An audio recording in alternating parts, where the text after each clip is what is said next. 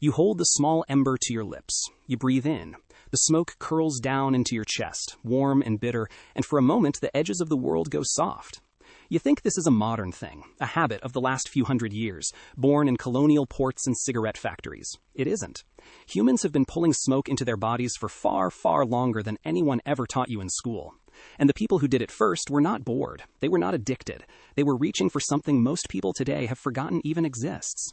So when did it actually start? Not a few centuries ago. Try the end of the Ice Age.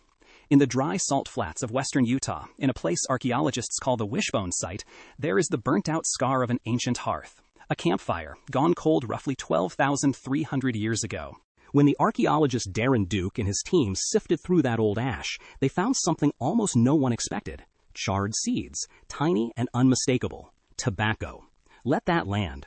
More than 12,000 years ago, near the close of the last ice age, a small band of hunters camped beside a marsh, lit a fire, and had tobacco with them. Not farmed on a plantation, wild, gathered by hand, carried to that fire on purpose. For most of the last century, scientists believed humans only began using tobacco a few thousand years ago, at the very most. The Wishbone discovery shoved that date back by thousands of years and rewrote the timeline almost overnight. But here is the honest problem. A burnt seed beside a campfire does not prove that anyone inhaled anything. Maybe they ate it. Maybe they chewed it. Maybe it simply fell into the flames. To prove that ancient people actually breathed smoke on purpose, you need something more. You need the equipment. You need the smoke caught in the act. For that, you have to travel to the roof of the world. High in the Pamir Mountains of western China, at a windswept burial ground called the Jirzenkal Cemetery, archaeologists opened a row of graves about 2,500 years old. Inside, lying beside the dead, they found wooden braziers, small portable bowls built to hold fire, packed with smooth, blackened stones.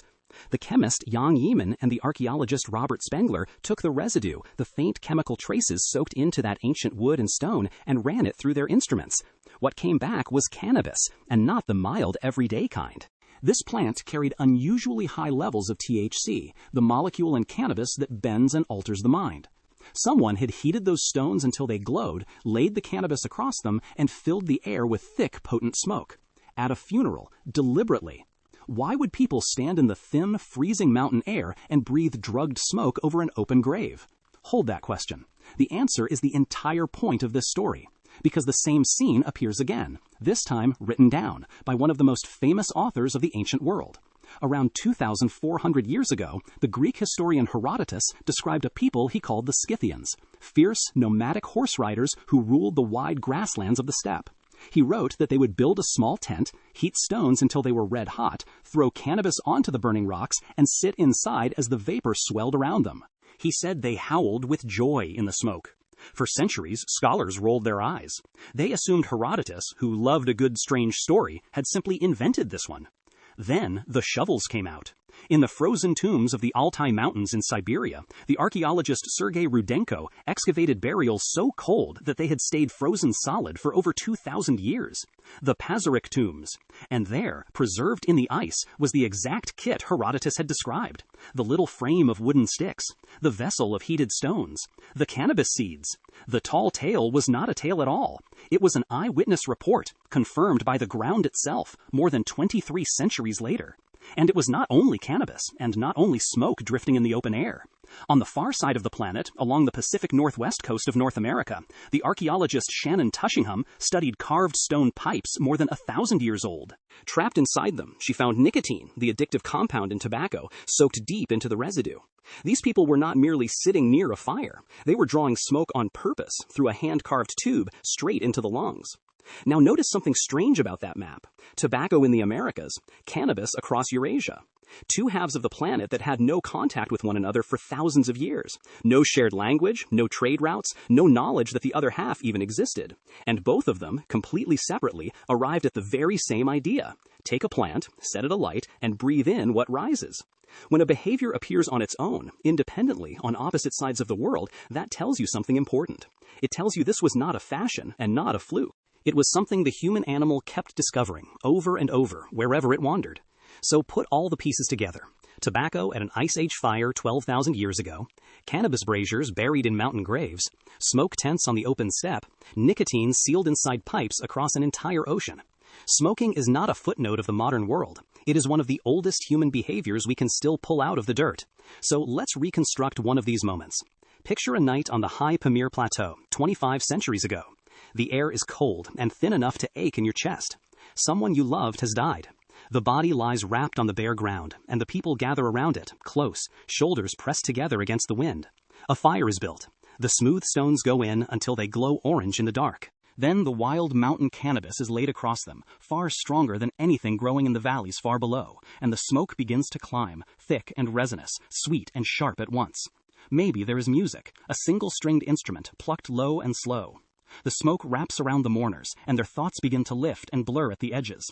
They are not doing this to unwind after a hard day. They are trying to send something upward, to pry open a door between the living and the dead, to let the smoke carry a soul, or a prayer, or a final goodbye, somewhere their feet could never follow. And that is the twist, the part that should quietly change how you see the cigarette behind the counter of every gas station. For almost the entire history of human smoking, the act was sacred. It was medicine, it was ritual, it was a bridge to the gods, to the ancestors, to the spirit world. The plants were often rare, often powerful, often a little dangerous, and saved for ceremony rather than scattered around for casual daily use. Ancient people felt the rush in the chest, the swim in the head, the strange softening of the world around them, and they did not read it as a simple chemical high. They read it as contact, as living proof that the smoke had carried them, for a few short minutes, into another world. Smoking did not begin as a vice, it began as a doorway. The truly modern invention is not the smoke at all. It is everything we quietly removed from around it. We took an act that human beings had wrapped in death, ceremony, and the divine for more than 12,000 years, and we stripped almost all of it away. We kept only the smoke and the craving it leaves behind.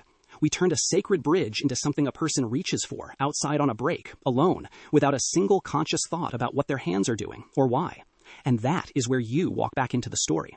Because the next time you watch someone step outside, lean against a wall, and pull smoke down into their lungs while scrolling across a glowing screen, you are looking at the ghost of something enormous. The same basic act that once drew an entire grieving tribe around a body in the mountains. The same breath that once assured people, now 2,000 years gone, that they had brushed against the other side. The plant has changed. The chemistry is close, but the meaning has burned away so completely that most people doing it have no idea their species has been doing it since the Ice Age. You hold the small ember to your lips. You breathe in. It is the same smoke your ancestors knew 12,000 years ago, but they breathed it to reach across the very edge of the world, and you breathe it to pass an empty minute. The question was never really when humans started smoking. The real question is what they were reaching for when they did, and what we stopped reaching for, somewhere along the way when we finally forgot.